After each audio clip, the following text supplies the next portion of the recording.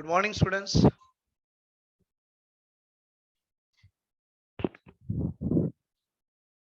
Yeah, beta, very good morning.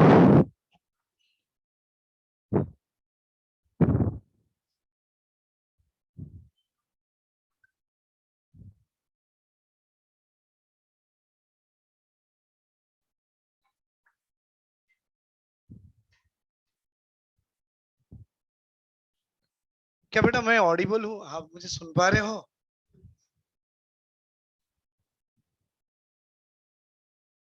Very good. Board clear है बेटा, देख लीजिए एक बार, बोर्ड क्लियर है। Very good. और बेटा अभी ये जो मैंने कल आपको पढ़ा दिया था ना, पीरियोडिक क्लासिफिकेशन, सर ने आधा पढ़ा दिए थे, द रिमेनिंग कुछ टॉपिक बाकी थे and sir is not feeling well and all, तो मैंने आपको वो पार्ट कंप्लीट करा के दे दिया है। बेटा आज जो मुझे आपको पढ़ाना है, that means I am going to start for you new chapter, और वो चैप्टर का नाम होगा बेसिक कंसेप्ट ऑफ केमिस्ट्री। ये चैप्टर मुझे आपको स्टार्ट करना है। हाँ मैडम, मुझे स्टार्ट करना है बेसिक कंसेप्ट ऑफ केमिस्ट्री। और ये चैप्टर जो है, एक्चुअली इसको ऐसा लिखा गया है हमारी टेक्स्ट बुक में, एनसीईआरटी की टेक्स्ट बुक में। देखो चैप्टर का नाम ऐसा है, some basic concept of chemistry करके लिखा गया है हमारी एनसीईआरटी में। बेटा ये आप मुझे देख पा रहे हो ठीक से? बोर्ड क्लियर है?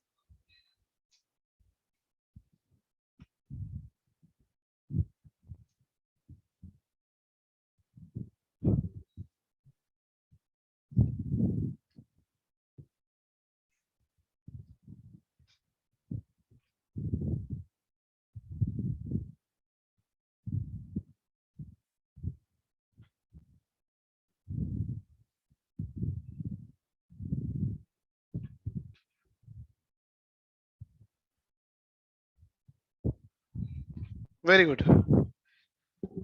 तो ये जो चैप्टर बेटा बेसिक कंसेप्ट ऑफ केमिस्ट्री, आप तेलुगु एकेडमी की टेक्स्ट बुक में देख लो, वहां पर इस चैप्टर का नाम दिया गया है स्टाइकोमेट्री। एनसीईआरटी खोल के देखो, इस चैप्टर का नाम दिया है some basic concept of chemistry. तो ये हमारे फिजिकल केमिस्ट्री का बहुत ही इंपॉर्टेंट चैप्टर है बेटा। अब बोलेंगे सर फिजिकल केमिस्ट्री क्या, हम केमिस्ट्री पढ़ रहे, फिजिकल केमिस्ट्री का नाम क्यों लिया आपने? नहीं सर, मैंने नाम नहीं लिया। केमिस्ट्री को 3 पार्ट में डिवाइड किया है, आई होप आप जानते हो। एक ऑर्गेनिक केमिस्ट्री, सबसे बढ़िया चैप्टर मतलब सब्जेक्ट होता है ऑर्गेनिक केमिस्ट्री, जिसमें सिर्फ एरो एरो एरो रिएक्शंस होते हैं। एक होता है फिजिकल केमिस्ट्री, जो ये चल रहा है ना, अभी चलाऊंगा, जैसे आपका एटॉमिक स्ट्रक्चर सर ने कंप्लीट करा लिया, वो फिजिकल था। आपका पीरियोडिक क्लासिफिकेशन सर ने कंप्लीट करा लिया, वो इनऑर्गेनिक था। और ये भी फिजिकल ही है। तो फिजिकल केमिस्ट्री समझने के लिए सबसे पहला बेसिक ये होता है, क्या? Basic concept of chemistry. अगर ये चीजें आ गई, फिजिकल अपने आप आ जाता है। यहाँ पर एक नए नए वर्ड मिलेंगे आपको, मोल, मोल कंसेप्ट, अवगेद्रस, अवगेद्रस अंकल की नंबर, अवगेद्रस नंबर, इसको अवगेद्रस अंकल की नंबर बोलते हैं। वो सब यहीं पे पढ़ना है हमको, बहुत मजा आएगा। आई होप आप लोग ये क्लास बहुत एंजॉय करोगे इस चैप्टर में। तो मैं चाहूंगा जो भी मैं पढ़ा रहा हूँ इस टॉपिक में, इस चैप्टर में, तो ये छोटा सा रिक्वेस्ट सुधीर सर का आपके लिए है कि बेटा आपको पढ़ाते वक्त में सर बोलेंगे स्क्रीनशॉट ले लो, आप ले लेना, लेकिन इवनिंग में बैठ के अच्छे से नीट राइटिंग से इसके नोट्स बनाना है। क्योंकि बेटा नोट्स बनाओगे अपने हाथ से तो चीजें समझ में आएगी, याद भी रहेगी। ये तो स्क्रीनशॉट ले लेके पूरी फोन की मेमोरी, टैबलेट की मेमोरी, लैपटॉप की मेमोरी फुल हो जाएंगी और उसको आप क्लीन कर दोगे। पर हमारे यहाँ मेमोरी इतनी है, इतनी जीबी की मेमोरी है, जितना चाहे उतना भर सकते हो, अनलिमिटेड भर सकते हो। इसमें कोई ये नहीं है कि नहीं 2 GB हो गया, अब हो गया, ऐसा नहीं है। तो मैं चाहूंगा हाथ से लिखो बुक में, और जब हाथ से बुक में लिखोगे तो ये वाले रैम की मेमोरी में जाके बैठे, राइट? तो हमारा चैप्टर शुरू हो रहा है बेटा, some basic concept of chemistry. Please everyone ध्यान से सुनो, मैं कुछ चीजें इंपॉर्टेंट इसमें बता रहा हूँ जो कि बेसिक्स होते हैं। थोड़ा बेसिक कंसेप्ट ऑफ केमिस्ट्री में ये मोल कंसेप्ट एंड ऑल कि पहले या उसके बाद बोलो, हमको ये टॉपिक पढ़ना पड़ता है, that is a law of, हमारे डिफरेंट लॉज होते हैं, लॉ ऑफ केमिकल कॉम्बिनेशन बोलो, तो ये टॉपिक सबसे पहले मैं स्टार्ट करने जा रहा हूं, that is a law of chemical combinations. Law of chemical combinations, बेटा ये टॉपिक हम स्टार्ट करने जा रहे हैं बेसिक कंसेप्ट ऑफ केमिस्ट्री में। एंजॉय करेंगे बेटा ये चैप्टर में, क्यों? मतलब बहुत मजेदार चैप्टर है। तो लॉ ऑफ केमिकल कॉम्बिनेशन है कितने? तो वैसे देखे जाए तो 4 है, पर मैं आपको 5 बताऊंगा क्योंकि एनसीईआरटी 5 बोल रहा है। कैसे? सुनो। पहला होता है law of conservation of mass. Law of conservation of mass, ये पहला है। सेकंड आएगा law of definite proportion. Second one is law of definite proportion. बेटा थर्ड आएगा law of multiple proportion. Law of multiple proportion. बेटा law of gases volume. Actually वो जो law of gases volume है ना, उसको गेलुसैक लॉ बोला गया है। Law of gaseous volume. और पांचवा आएगा बेटा अवोगाद्रोस अंकल की लॉ, वो भी बड़ी इंटरेस्टिंग है। एवोगाद्रोस अंकल है और इस अंकल के लॉ इन्होंने अपनी लॉ बनाया कॉल्ड एज एवोगाद्रोस लॉ। तो बेटा ये एक एक लॉ के बारे में समझेंगे और इसके ऊपर सवाल भी बड़े आसानी से, बहुत इजी होते हैं, एकदम बेसिक लेवल, बच्चों के लेवल के क्वेश्चंस होते हैं, वो भी देख लेंगे। राइट, चलो इसका स्क्रीनशॉट ले लो बेटा, हम एक एक स्टार्ट करेंगे। The first one I am going to start for you, law of mass conservation या conservation of mass. Very good. तो पहला स्टार्ट हो रहा है law of conservation of mass. बेटा आपने 10th क्लास से पढ़ा होगा ना, law of conservation of energy. Energy can neither be created nor be destroyed but can be transform from one form to other form. ऐसे हम बटी करते थे ना, बस वही वाला टॉपिक है ये। अब आएगा सबसे पहले law of conservation of mass. Law of conservation of मास। तो सर जैसा 10th क्लास में पढ़े अभी भी वैसे ही पढ़ना, नया क्या है? क्या बोलेंगे बेटा? हाँ, mass can neither be created nor be destroyed but can be transformed from one form to other form। बोल सकते हैं ना? बोल सकते हैं बेटा। देखो, मास ना तो आप बना सकते हो और ना तो तोड़ सकते हो। कहां पर? इन ए केमिकल रिएक्शन और in a physical reaction. Right, और बोलेंगे बेटा but it can be converted from one form to other form. चलो करेंगे इसके बारे में। सर ये लॉ दिया किसने? लेविजर अंकल ने दिया। लेविजर अंकल कौन थे? फादर ऑफ केमिस्ट्री थे। हाँ बेटा, लेविजर अंकल कौन थे? फादर ऑफ केमिस्ट्री थे। Very good. और इनके हिसाब से ये लॉ कैसा था? तो बोला mass can neither be created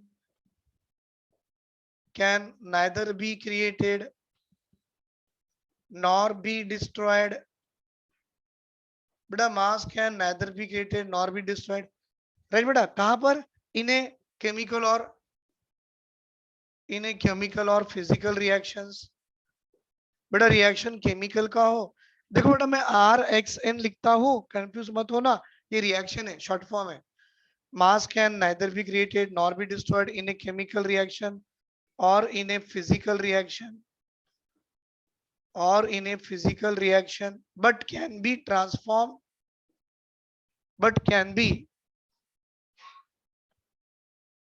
transform into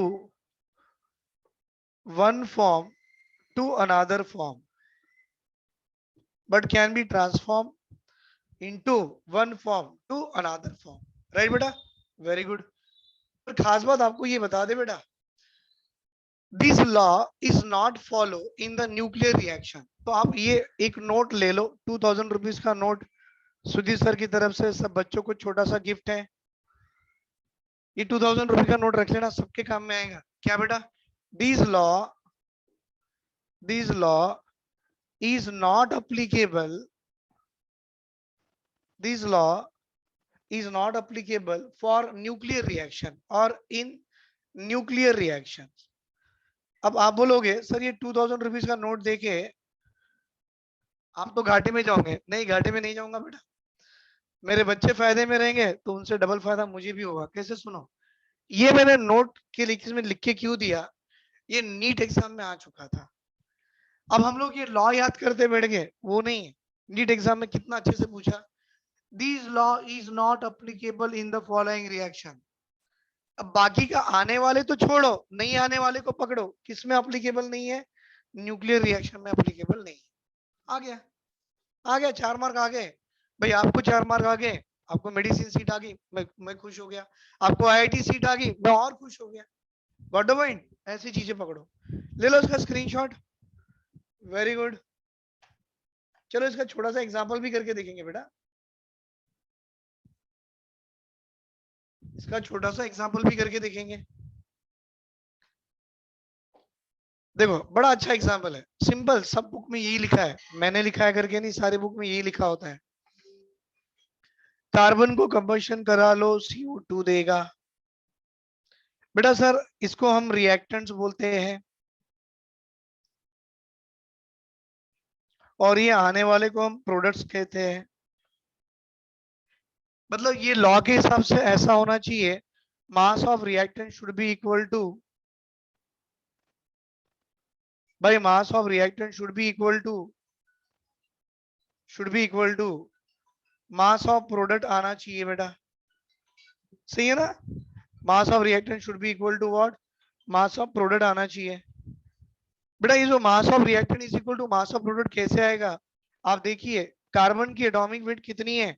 तो 12 ग्राम। O2 की मॉलिक्यूलर वेट कितनी है? 16 इंटू 2, 32 ग्राम। बेटा दोनों का मास देख लो कितना आ गया, 44 gram. Is equal to mass of the CO2 product कितना आ रहा? 44 ग्राम। तो सर कंडीशन तो सेटिस्फाई हो गई ना? What is that? Mass of the reactant is equal to mass of the product. That means this is a law of conservation of mass. क्या बता रहा है बेटा? देखो, ना तो मास को आपने बनाया है और ना तो मास को आपने क्या किया, डिस्ट्रॉय किया है, बट वन फॉर्म से अदर फॉर्म कन्वर्ट कर सकते हो। क्योंकि वन फॉर्म ऐसा था, टोटल मास 44 थी, दोनों मिला के कंपाउंड मिल गया, उसकी भी मास 44 है। तो mass of reactant is equal to mass of product. देखो बेटा, यहाँ कुछ भी लूज नहीं हुआ है, सब कुछ सेम का सेम ही है। Got the point? Any doubt? Very good. ले लो इसका स्क्रीनशॉट, लेते चलो आप, इसका स्क्रीनशॉट लेते चलो।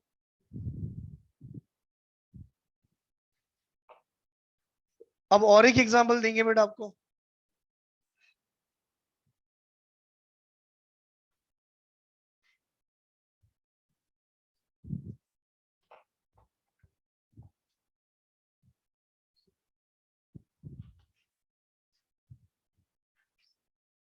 बेटा और एक एग्जांपल देखिए। बेटा N2 है, H2 है, मिलके NH3 अमोनिया दे रहा है। यहाँ नाइट्रोजन 2 है, यहाँ 1 है, तो यहाँ 2 लगा लो। नाइट्रोजन 2 हो गया, हाइड्रोजन 3 इंटू 2 6, यहाँ 2 है, 3 लगा लो। बेटा नाइट्रोजन की मॉलिक्यूलर वेट 14 इंटू 2 28 ग्राम। हाइड्रोजन की मॉलिक्यूलर वेट 3 इंटू 2 6 ग्राम। अब जानते हो नाइट्रोजन की एटॉमिक वेट 14 है, कार्बन की एटॉमिक वेट 12 है, ऑक्सीजन की एटॉमिक वेट 16 है, हाइड्रोजन की एटॉमिक वेट 1 है। ये याद रखो बेटा, बहुत काम आएंगे।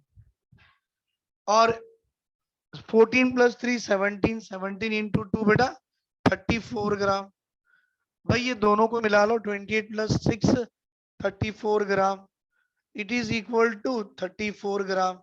सर क्या बता रहे हैं ये? सर ये बता रहा है कि जितना मास ऑफ रिएक्टेंट होगा उतना ही मास ऑफ प्रोडक्ट आएगा। अगर ऐसा हो गया तो लेविसियर अंकल का जो लॉ था वो सही था, and this is a law of conservation of मास।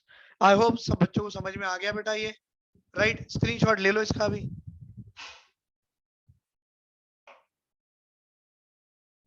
हाँ बेटा, एग्जाम में सवाल कैसे पूछते हैं एक साथ देख लेंगे हम लोग। हाँ, एक साथ।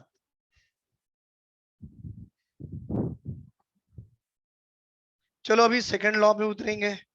सेकंड लॉ क्या है बेटा आपका? Very good. सेकंड लॉ क्या है? मर्जी आपकी, डेफिनेट लगाओ, मल्टीपल लगाओ, कि गेलूज एक लॉ लगाओ, कुछ नहीं फर्क पड़ता, सब एक एक ही करके पढ़ने हैं। तो नाउ हम बात करेंगे लॉ ऑफ डेफिनेट प्रोपोर्शन। ये भी इंटरेस्टिंग है। सर ये लॉ ऑफ डेफिनेट प्रोपोर्शन किसने दिया? सुधीर सर ने तो नहीं दिया, ये तो पक्का है। मैंने तो नहीं दिया, तो ये अपने प्राउस अंकल ने दिया, PROUST। ये प्राउस अंकल ने दिया। बेटा इनकी हिसाब से क्या था? Ratio of components bye weight remain same. Ratio of components by weight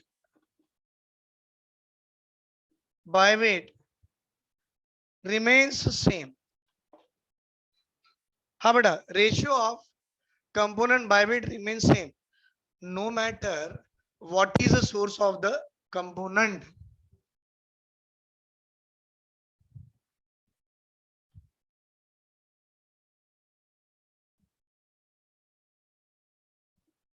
No matter whatever is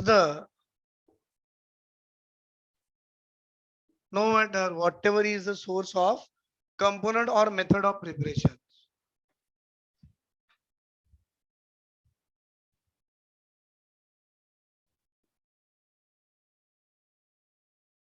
मैं जानता हूं ये स्टेटमेंट लिखने से किसी को समझ में तो नहीं आता, पर मैं इसके एग्जाम्पल दूंगा ना, सबको समझ में आएगा।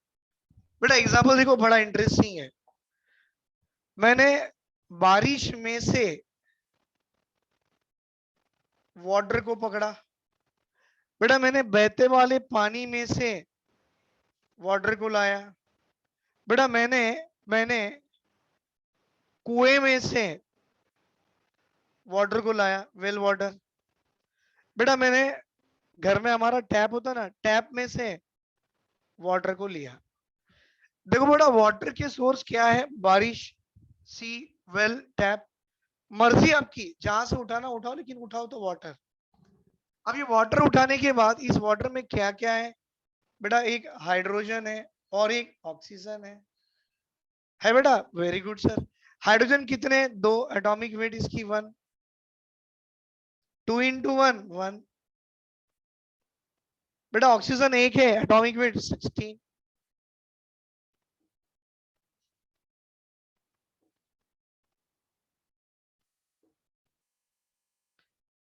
मतलब इससे मिलने वाली रेशियो 1:8, 1:8, 1:8, 1:8। वही तो बोला मैंने, ratio of component by wait remains same. Hydrogen ये है और ऑक्सीजन ये है, दोनों का रेशियो 1:8 है।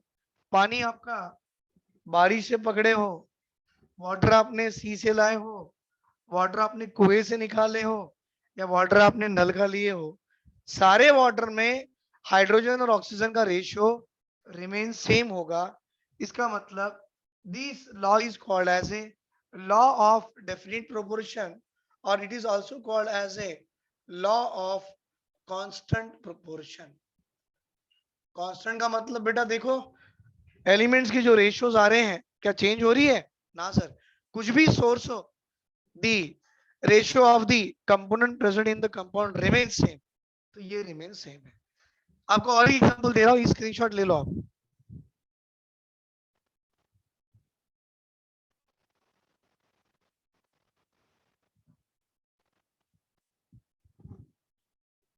हो गया बेटा? और एक एग्जांपल देखिए सर, ये आप वाटर का ले लिया। हाँ बेटा, अभी हमारे बुक में वाटर का दिया और एक CO2 का दिया, तो मैं CO2 भी दे दूं आपको, समझ में आ जाएगा। एग्जांपल देखो बेटा, अभी दूसरा, कार्बन और ऑक्सीजन का कंबशन करा के CO2 मिला लिए, अच्छी बात है बेटा। इसका नाम है कैल्शियम कार्बोनेट लाइमस्टोन। इसको हीट करा लो तो ये भी आपको CO2 देगा और बाद में बाजू में CaO एज ए कंपाउंड दे देगा। बेटा ये CO2 आपको कंबशन ऑफ कार्बन से आ रहा है। बेटा ये CO2 आपको कैल्शियम कार्बोनेट को हीट करने से आ रहा है। बेटा इस CO2 में क्या है, कार्बन भी है ऑक्सीजन भी है। कार्बन की एटॉमिक वेट 12 है, ऑक्सीजन की एटॉमिक वेट 16 2 32 है। बेटा यहाँ भी कार्बन की एटॉमिक वेट 12 है और यहाँ भी ऑक्सीजन की एटॉमिक वेट 16 इंटू 2 32 है। सर इसका रेशियो निकालो। हाँ ना बेटा, 12 32 2 6 16 3 8 तो सर कार्बन और ऑक्सीजन का रेशियो यहाँ 3:8 आ रहा है और यहाँ भी 3:8 आ रहा है। 4 इंटू 3 12, राइट, 4 इंटू 8 32। तो कार्बन ऑक्सीजन का रेशियो देखो बेटा, आपका वो CO2 में 3:8 ही आता है और इस CO2 में भी कार्बन ऑक्सीजन का रेशियो 3:8 आ रहा है। No matter whatever is the source. ये आ कहां से रहा है, कंबशन ऑफ कार्बन। ये आ कहां से रहा है, डिकम्पोजिशन ऑफ कैल्शियम कार्बोनेट। उससे मतलब नहीं कि सोर्स क्या है, मतलब ये है कि बना क्या है। बना तो CO2 ना भाई। तो CO2 बनने के लिए कार्बन भी एक लगेगा, ऑक्सीजन भी 2 लगेंगे। तो इनकी एटॉमिक रेशियो 12:32। एवरेज निकालो भाई 3:8 3:8। Is it clear? ले लो बेटा इसका स्क्रीनशॉट।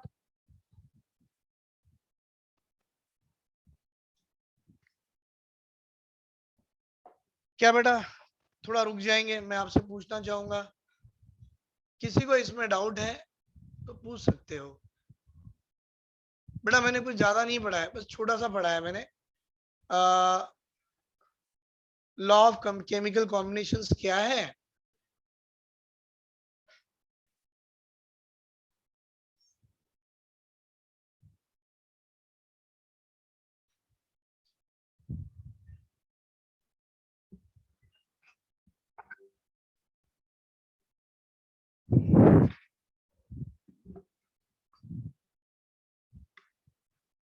Very good.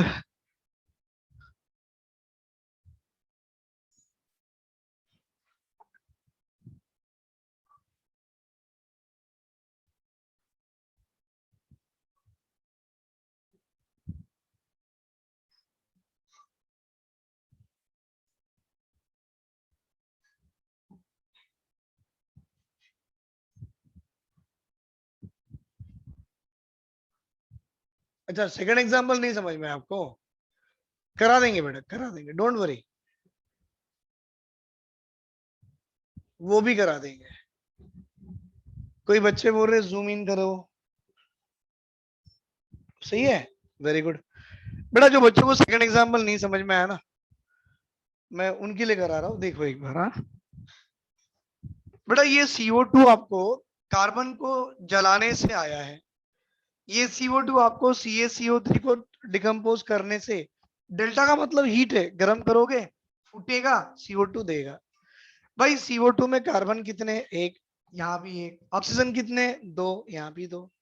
कार्बन की एटॉमिक वेट कितनी, 12। ऑक्सीजन की एटॉमिक वेट कितनी बेटा, 16 16 इंटू 2 32, 12 32।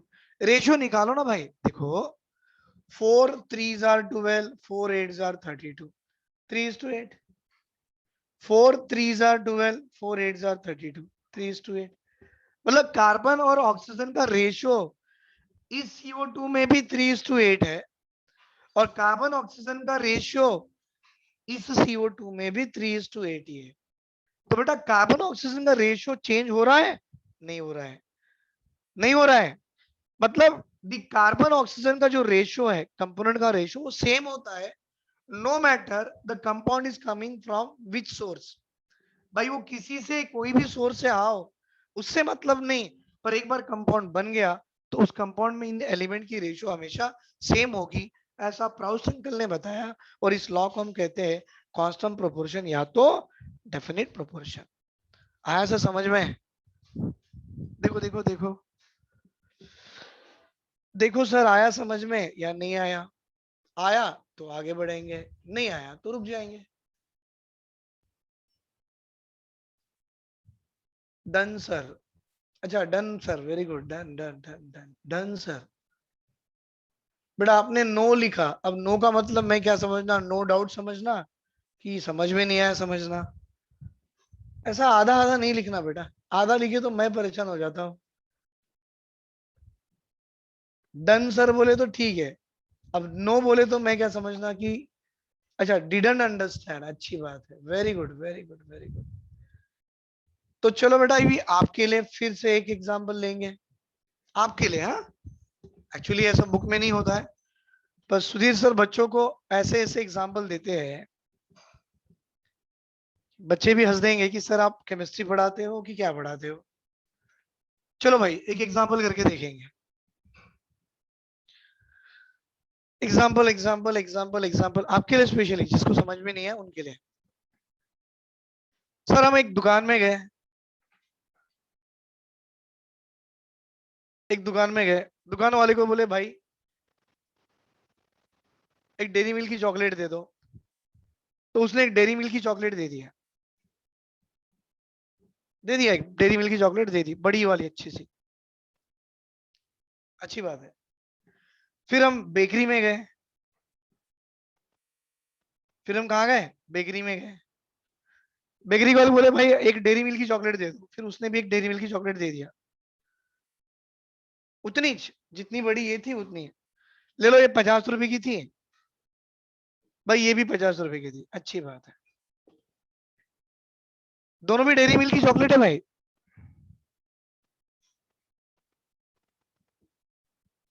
कैडबरी ना, कैडबरी।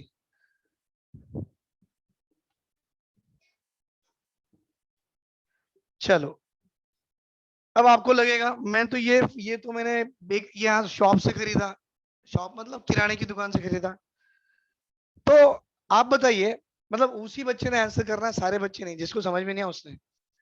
बेटा ये आपने किराने स्टोर से खरीदा ये वाली डेरी मिल्क 50 रुपए की, और ये बेकरी से खरीदे डेरी मिल्क 50 रुपए की, बेटा इसमें ये पहली वाली मीठी ज्यादा होगी कि दूसरी वाली ज्यादा मीठी होगी? बोलो बोलो बोलो। अब आप बोल रहे हैं ना सर समझ में नहीं आया, नो ऑल, तो अभी आंसर आप ही करना भाई। तो पहली वाली ज्यादा मीठी कि दूसरी वाली ज्यादा मीठी? बाकी लोग आंसर नहीं करना बेटा प्लीज, बाकी लोग आंसर नहीं करना।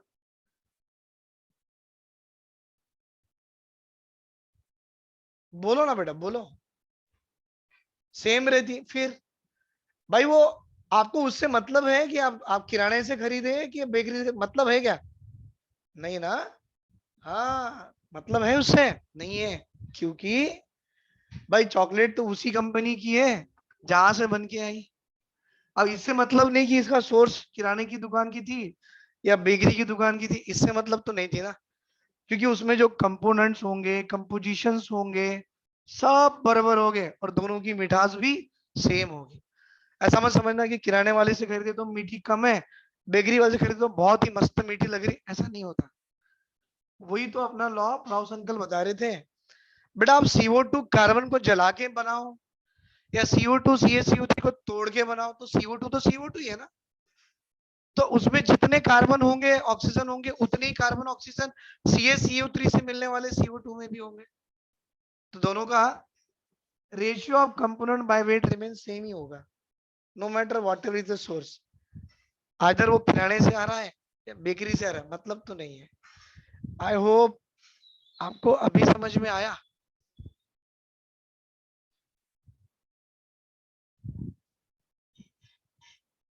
यार ये बच्चा बहुत परेशान कर रहा है, फिर से नो लिख दिया मेरे को। अगर आप मजाक करने के लिए बैठे हो तो after the class we'll do मजाक एंड ऑल बेटा, क्लास में मजाक नहीं चलेगी। वो बच्चा रिप्लाई नहीं कर रहा है, सॉरी बेटा मैं आपको फिर इसके आगे समझा नहीं सकता हूँ। मैं आपसे पूछ रहा हूँ स्पेशली, देखो इतने बच्चों में स्पेशली आपको अटेंशन दिया मैंने कि आपने 2 बार लिखा no sir I didn't understand, I didn't understand, और मैंने इतना अच्छा किराने की दुकान बेकरी दुकान दोनों घुमा के लाया, और घुमा के लाने के बाद हाँ तो बेटा आपने बोला दोनों के दोनों कैडबरी सेम है, तो मुझे आपको यही पूछना था Did you understand the example of definite and constant proportion or not? समझ में आया कि नहीं आया एग्जाम्पल? नहीं आया?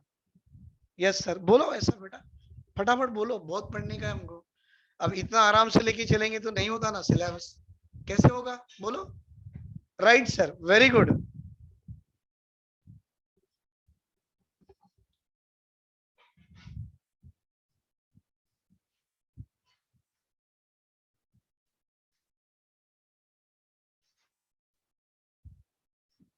हाँ बेटा, आप लोग समझ गए, बाकी के बच्चे नहीं समझे तो मुझे बाकी के बच्चों को भी लेके चलना पड़ता है। पर अगर कुछ बच्चा इस तरह से अगर मजाक करने बैठ जाए तो टाइम वेस्ट कर दे तो फिर मुश्किल हो जाएगा। बट एनी बच्चा मजाक नहीं कर रहा था और रियली पूछ रहा था और मैंने बता भी दिया।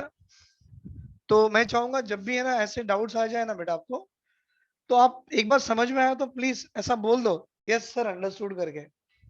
फिर आप चुपचाप बैठे रहोगे, फिर मैं आपको सोचते रहूंगा बच्चे को समझ में आया नहीं आया।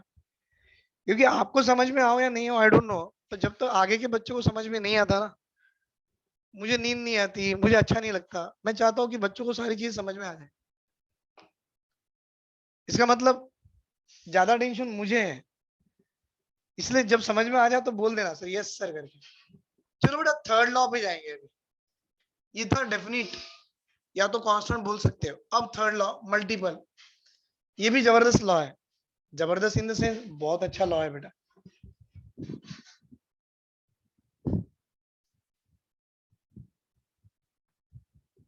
बेटा अब होगा, that is the third one called as a law of multiple proportion.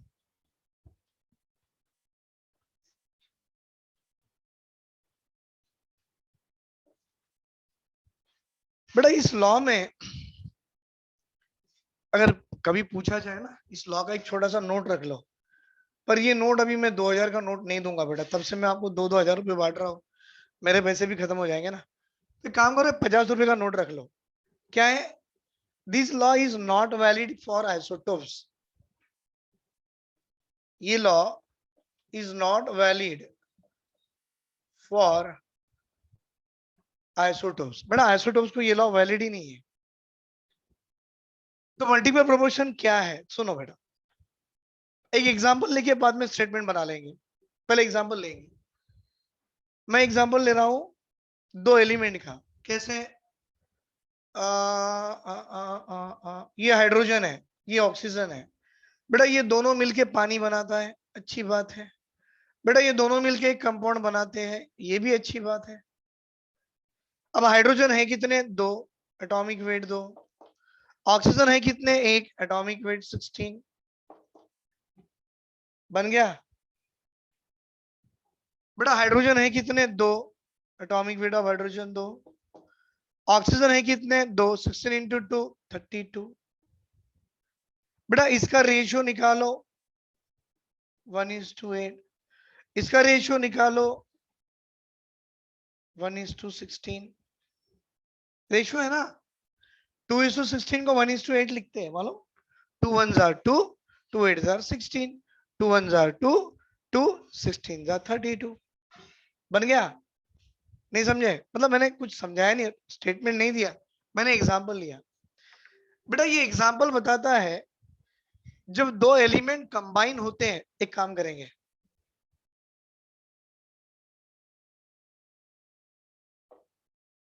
Sir carbon और ऑक्सीजन को मिलाए तो क्या मिलता है? कार्बन डाइऑक्साइड मिलता है।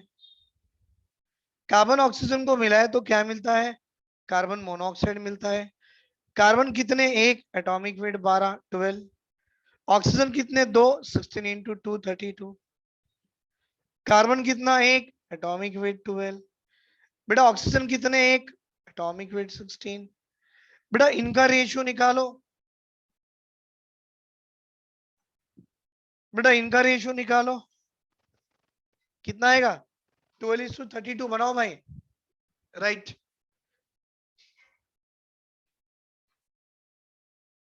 6 16 3 8। तो कार्बन ऑक्सीजन का रेशियो आ रहा 4:3 12,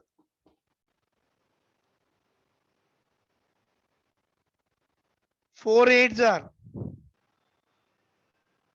32, 12 16, 4 3s are 12, 4 4s are 16.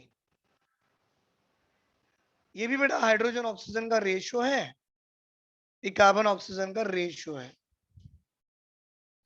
अब इसमें खास बात, क्योंकि मैं अब तक लॉ का स्टेटमेंट नहीं दिया ना, इसीलिए खास बात, बेटा जब दो एलिमेंट कंबाइन होके या तो दो या दो से ज्यादा कंपाउंड दिए देते हैं, अब मैंने दो का ही लिया बेटा, दो एलिमेंट कंबाइन होके दो कंपाउंड, देखो दो एलिमेंट कंबाइन होके, I repeat, two element combine to form two compound और more than two compound, two elements combine to form two compound or more than two compound, but in that one of the element will have a fixed mass, one of the element will have a fixed mass. देखो two elements combine to form two compound or more than two compound, in which one of the element is having a क्या बेटा fixed mass. बेटा इनमें carbon oxygen में fixed mass किसका, carbon का। Hydrogen oxygen में जो दो कंपाउंड बना है, फिक्स्ड मास किसका, हाइड्रोजन का। और जिस एलिमेंट का फिक्स्ड मास होगा वो जब दूसरे एलिमेंट से कंबाइन करेगा, दे beer a simple multiple ratio. देखो 8 और 16 का रेशियो निकालो, 1:2। बेटा 1:2, 2:3, 4:5:6:7:8:9, ये क्या रहा, मल्टीपल रेशियो है भाई। 1:1.5 मल्टीपल नहीं होता, 1:2.7 मल्टीपल नहीं है। देखो होल नंबर 1:2, 2:3, 1:2, 2:3, 3:4, 2:4 आ रहा ना, ये सारे मल्टीपल रेशियो है भाई। यहां देखिए और एक बार मैं स्टेटमेंट रिपीट कर रहा, when two elements combine to form two compound in which one of the element is having a fixed mass which combined with the other element and these other element bear a simple multiple ratio। भाई 8:4 मतलब 2:1 ही होता ना, वही तो लिखा। बेटा 8:16 मतलब 1:2 होता ना, वही लिखा। What is this, it is a simple multiple ratio. What is this, simple multiple ratio. बेटा ये क्या है, simple multiple ratio, right. And hence this is called as a law of multiple proportion. आपको समझ में आया, बहुत अच्छी बात है। अगर नहीं आया तो और भी अच्छी बात है, क्योंकि इसके बाद ऐसा एग्जाम्पल दूंगा, वो एग्जाम्पल सबका बाप, आई मीन टू से इतना बड़ा जबरदस्त एग्जाम्पल होगा कि उसके आगे एग्जाम्पल बन भी नहीं सकते, राइट। और एक बार रिपीट कर रहा हूं, देखो भाई, when two element combine together to form two compound in which one of the element is having a fixed mass which combine with other element will have a simple multiple ratio। और एक बार, when two elements combine together to form two compound in which one of the element is having a fixed mass which combine with other element which will bear a simple multiple ratio is called law of multiple proportion। Right, screenshot ले लो बेटा, ले लो इसका। और एक अच्छा सा example करेंगे, बहुत बढ़िया एग्जांपल है वो।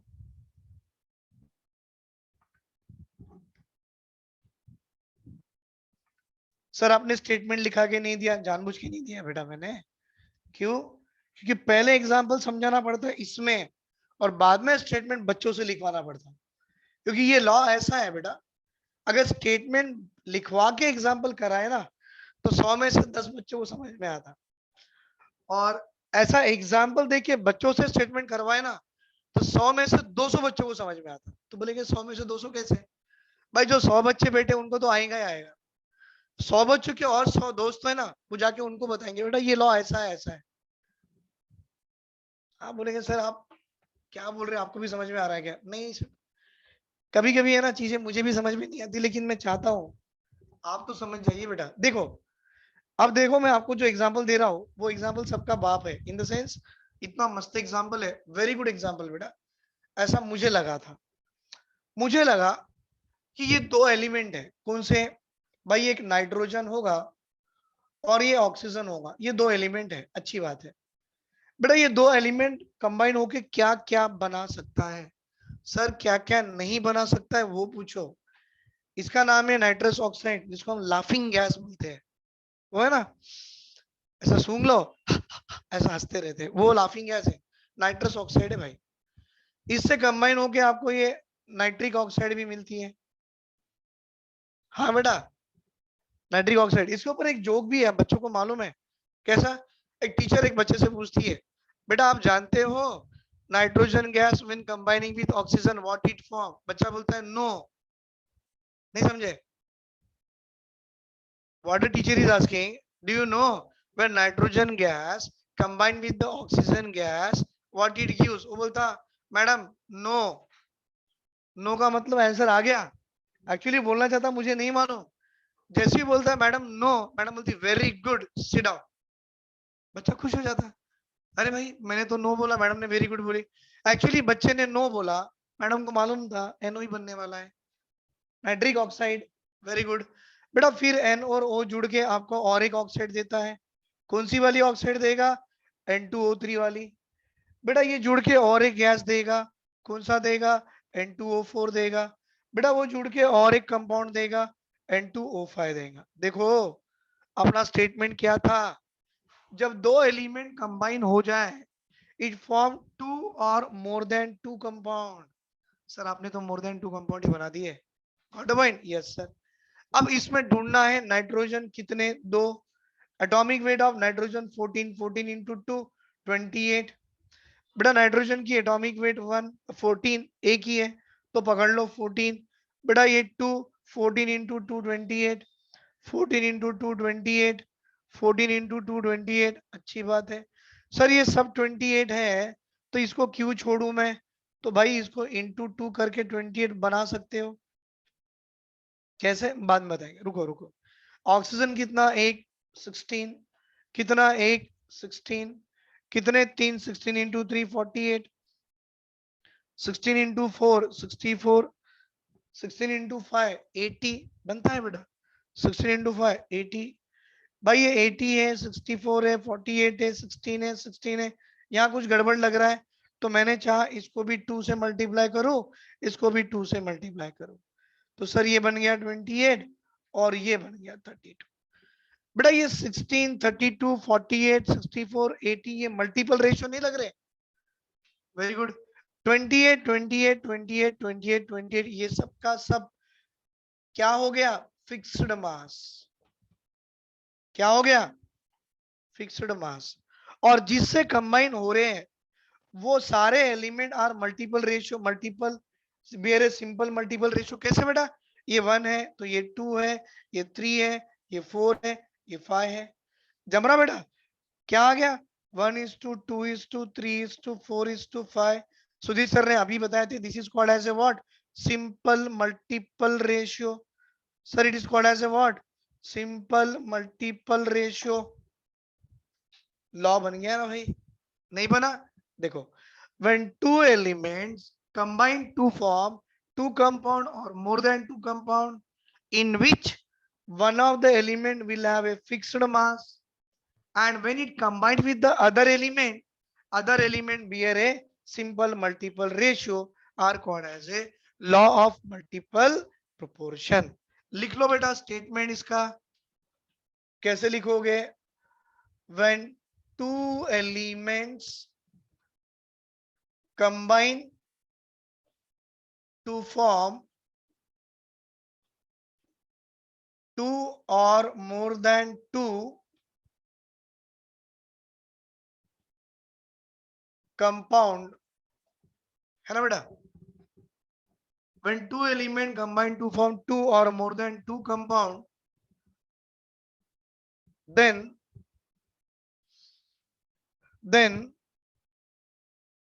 one of the element will have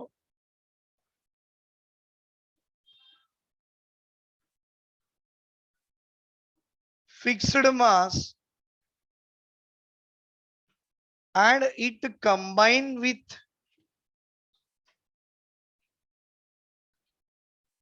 other element which bear a simple multiple ratio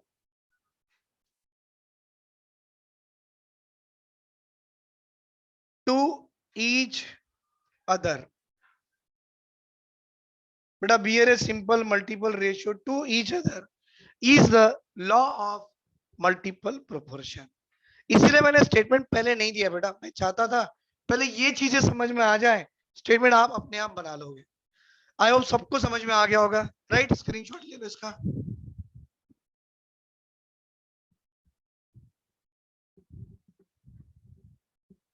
yes sir, did you understand?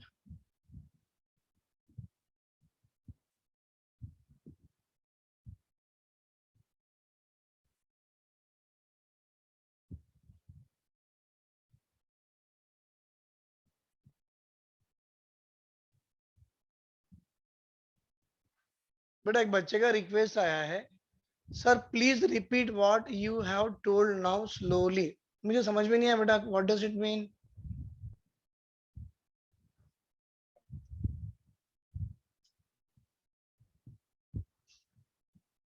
नहीं सही में मुझे समझ में नहीं आया एक्चुअली, आप पूछना क्या चाहते हो?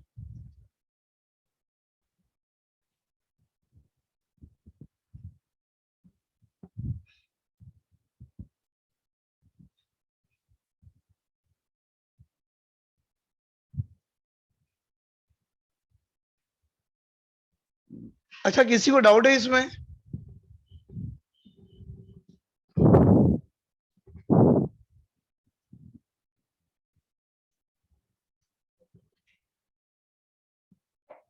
हाँ बेटा, किसी को इसमें डाउट है?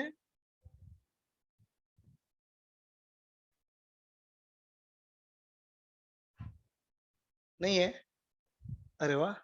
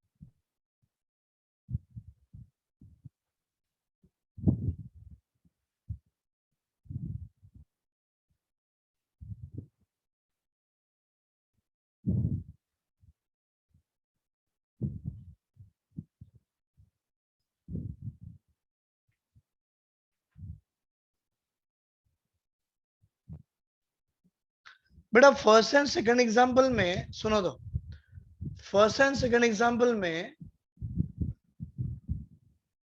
बताएंगे बताएंगे। बेटा फर्स्ट और सेकंड एग्जांपल में कभी आपने ऐसा कुछ कंपाउंड देखा है कि कार्बन और ऑक्सीजन मिलके आपको CO और CO2 के अलावा और कोई कंपाउंड बनाया है? नहीं ना? Very good. हाइड्रोजन और ऑक्सीजन में कभी आपने ऐसा कोई कंपाउंड देखा है कि हाइड्रोजन ऑक्सीजन मिलके H2O और H2O2 के अलावा और कोई कंपाउंड बनाया है? नहीं है। पर नाइट्रोजन ऑक्सीजन में ऐसे होता है बेटा, ये दोनों जब जुड़ जाए ना तो दो से ज्यादा कंपाउंड देते हैं। तो मैंने इसीलिए आपको ये थर्ड एग्जांपल इसलिए दिया कि when two elements combine to form two or more than two compound in which one of the element will have a fixed mass, the other element will bear a simple multiple ratio to each other. समझ में आया sir? देखो बेटा ऐसा कुछ भी नहीं है, इसलिए मैं रुक गया। किसी को डाउट है तो पूछ सकते हो।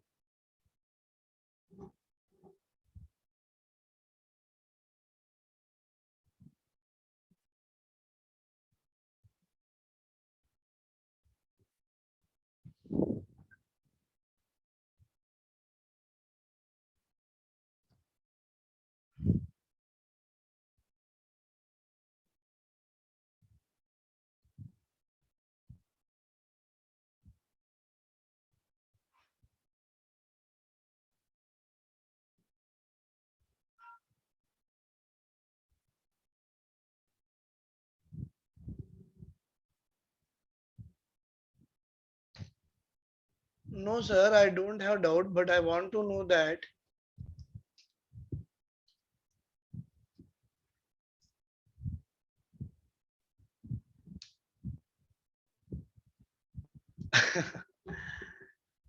ऐसा कुछ नहीं है बेटा, ऐसा कुछ नहीं है, ठीक है।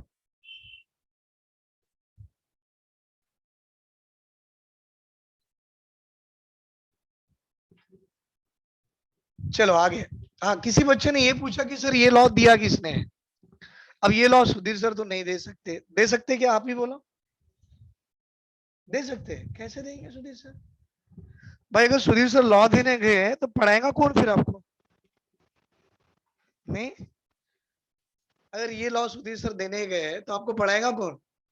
सुधीर सर ने नहीं दिए, राइट। लिख लो बेटा, this law was given by home. तो बेटा ये कंसेप्ट था लॉ ऑफ मल्टीपल प्रोपोर्शन, और ये लॉ एक्चुअली मुझे स्टार्टिंग में लिखा था पर अभी लिख रहा हूं। This law given by home, अपने डाल्टन अंकल है ना, डाल्टन अंकल,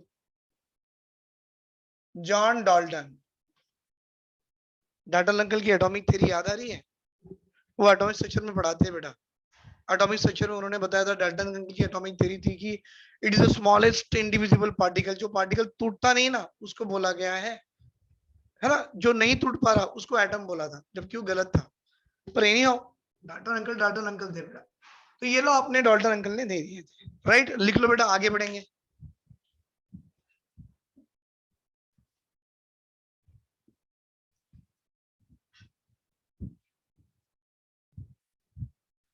अब देखो, अगर आपको ये छोटा सा स्टेटमेंट, मैंने 3 एग्जांपल दे दिया, पहले 2 सिंपल और एक सबसे बड़ा, अगर ये ऐसे एग्जांपल मैं आपको दे दूं, तो ये एग्जांपल से मैं चाहूंगा कि बच्चों को लॉ तो समझ में आया ही होगा।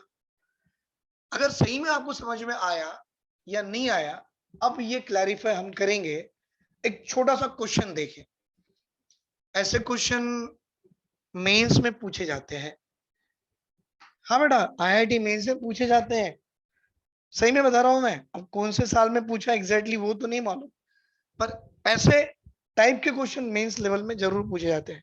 What is that, I will explain you. See बेटा, विच ऑफ द फॉलोइंग, जब भी सुधीर सर WOF लिखते हैं तो आप समझ जाना कि विच ऑफ द फॉलोइंग लिखे हैं। Which of the following proves law of multiple proportion,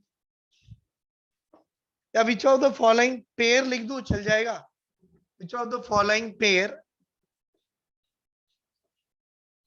proves law of multiple proportion.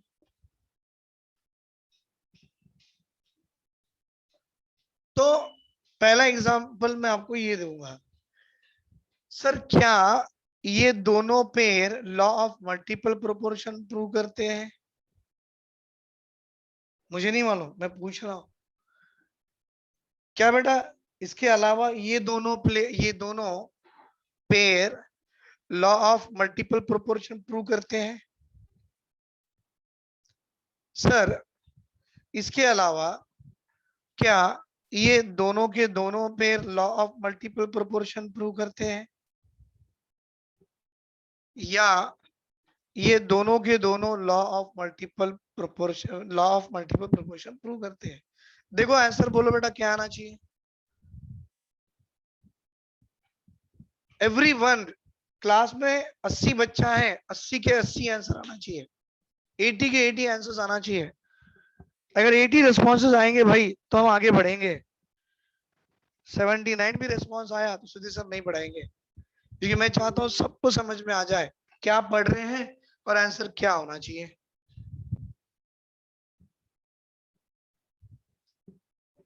जितने बच्चों के आंसर आएंगे मैं समझूंगा बच्चे लोग क्लास सुन रहे हैं, रेस्पॉन्स दे रहे हैं। आ, आ, आ, आ, आ।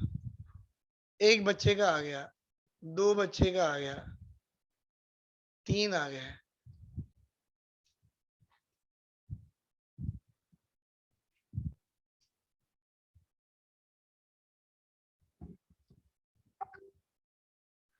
बेटा लॉ ऑफ मल्टीपल प्रोपोर्शन क्या है,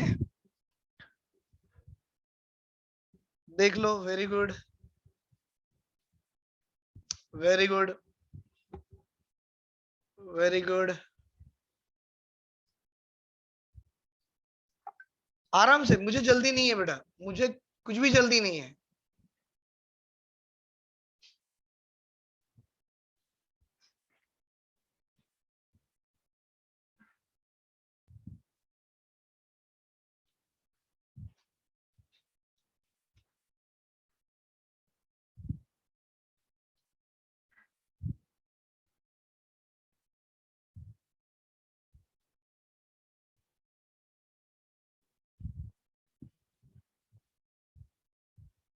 सेवेंटी फाइव में अगर दो निकाले, 73 बच्चे क्लास में अगर होते हैं, 73 रिस्पॉन्सेज आना है ना सर। 73 में मुझे रिस्पॉन्सेज 2 3 4 4 5 6 7 8 9 9 9 9 9 9 तो यहाँ से आ रहे हैं। 10 11 12 13 14 16 20 21 20 बच्चों के रिस्पॉन्स आ गए। मतलब 70 बच्चों में 20 बच्चे एक्टिव है, तो 50 बच्चे सो रहे हैं। ऐसा नहीं करना बेटा, अगर आपको आंसर नहीं भी आ रहा, कुछ भी गलत गलत तो भी टाइप कर दो ना, तो मुझे लगेगा हाँ बच्चा सुन तो रहा है कि सर बोल क्या रहे हैं। आप सही भी टाइप नहीं करते हो, गलत भी नहीं करते हो, इट्स नॉट लाइक दैट। कैसे पढ़ेंगे सर हम?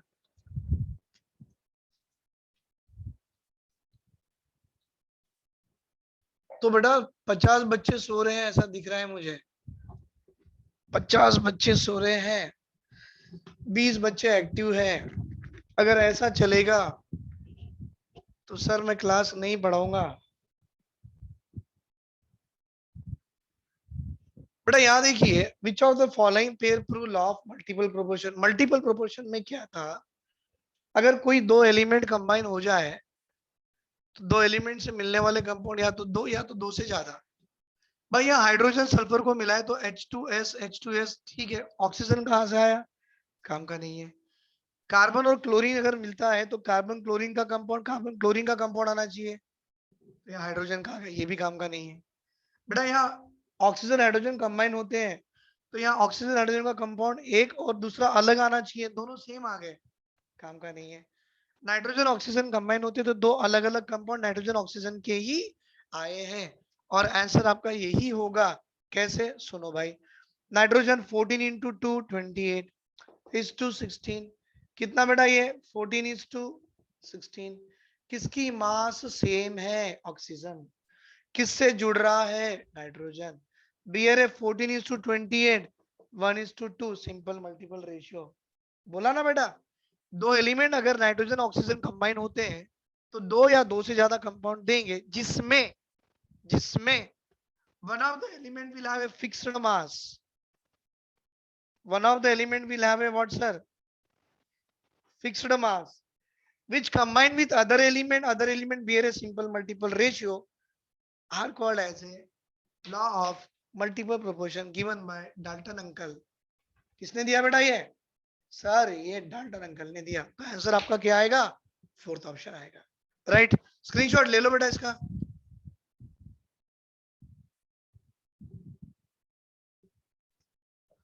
सर आया सर समझ में?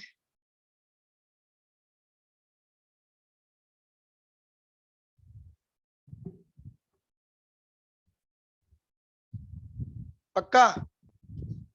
चलो एक काम करो अभी मेरे लिए, अगर आपको सही में समझ में आ रहा तो मेरे लिए एक छोटा सा काम करना।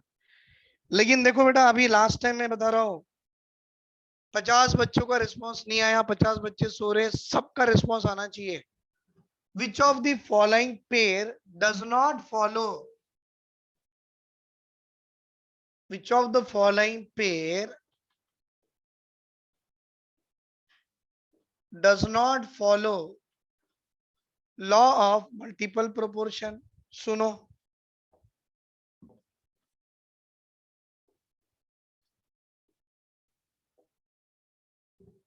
दिख रहा,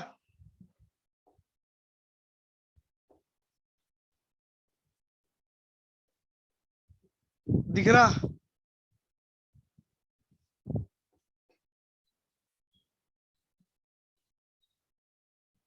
और आखिरी वाला बोलो बेटा, आंसर आंसर आंसर।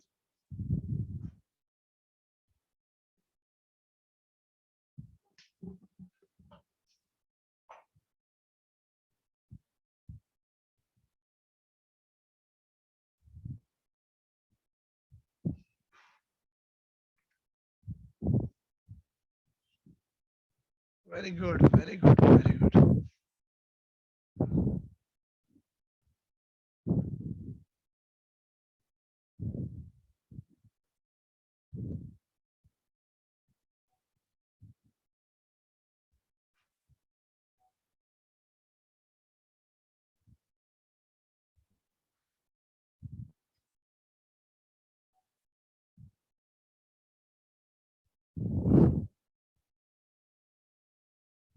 अरे वाह,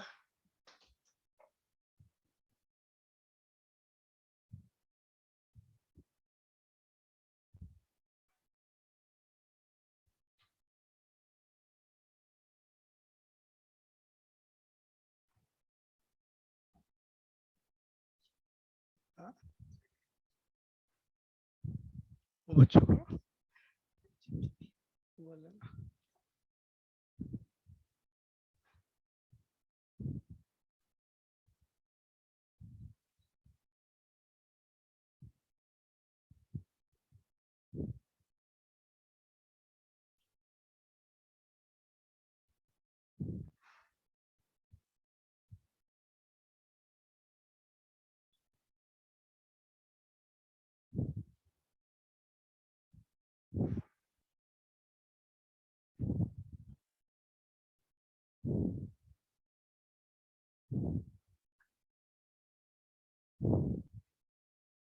क्या भेजते हैं?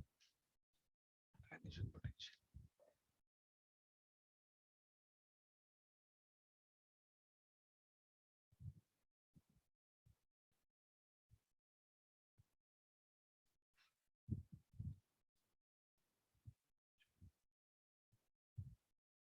बेटा अभी 14 आ गए,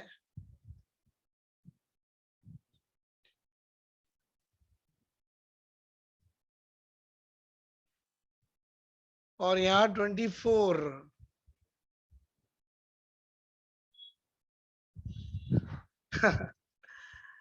पहले 20 आए और अभी 4 बढ़ गए, 5 बढ़ गए। अच्छी बात है, बहुत अच्छा लगा। राइट, देखिए बेटा अभी ये क्वेश्चन देखो, क्वेश्चन में क्या दिया है, विच of the following pair does not follow law of multiple proportion. Does not, भाई देखो SN और Cl से मिलके आपको 1:2 1:4 दिख ही रहा है, तो ये तो लॉ हो गया। PbO PbO2 Pb एक ऑक्सीजन एक, Pb एक ऑक्सीजन दो, 1:2 चल गया। 1:2 1:3 2:3 चल गया। भाई ये HCl है, तो यहाँ कंपाउंड HCl क्या आना, ये NaCl है, या कंपाउंड NaCl क्या आना, दोनों अलग अलग आ गए।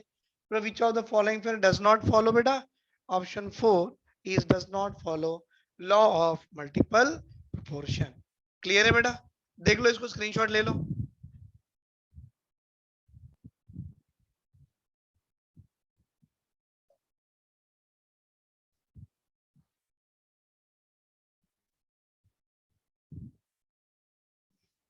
हो गया, अब देखिए बेटा मैंने law of multiple, law of definite, law of mass of conservation, law of conservation of मास, 3 तो करा दिया, बाकी की 2 है। अवगत संकल की एक लॉ रहती है, और एक अपनी लॉ ऑफ ये गैसेस वॉल्यूम गीलुसैक लॉ करके।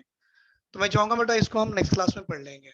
तो जो मैंने आपको लिखा के दिया ना, इसके नोट्स बनाइए बेटा, और इसके भी जो क्वेश्चंस होते हैं पॉसिबल है तो मैं आपको व्हाट्सएप में सेंड करा दूंगा, और we will do it in the class जब आपको मिलेगा टाइम।